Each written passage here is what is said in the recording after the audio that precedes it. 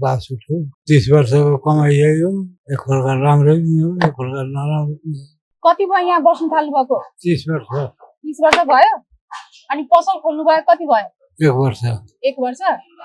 अनि अब के अरे सरकारले यहाँबाट हटाउँदै हुनुहुन्छ, कहाँ जान लाग्नु भएको छ? केही ठाउँ थाहा छैन? खाली गरेर चाहिँ कहाँ लाँदै हुनुहुन्छ? खाली गरेर चाहिँ एकजना हाम्रो उतै गाउँतिरको मान्छे थियो उसैको गेस्ट हाउस छ उसैले राख्नु भयो मालिकलाई भाडा तिरेर। सरकारले के भन्न चाहनुहुन्छ?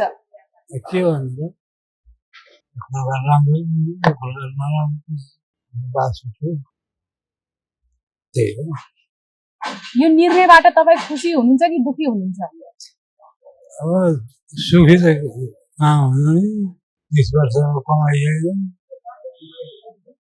सुखी त कुरै भएन दुखी नै छैन।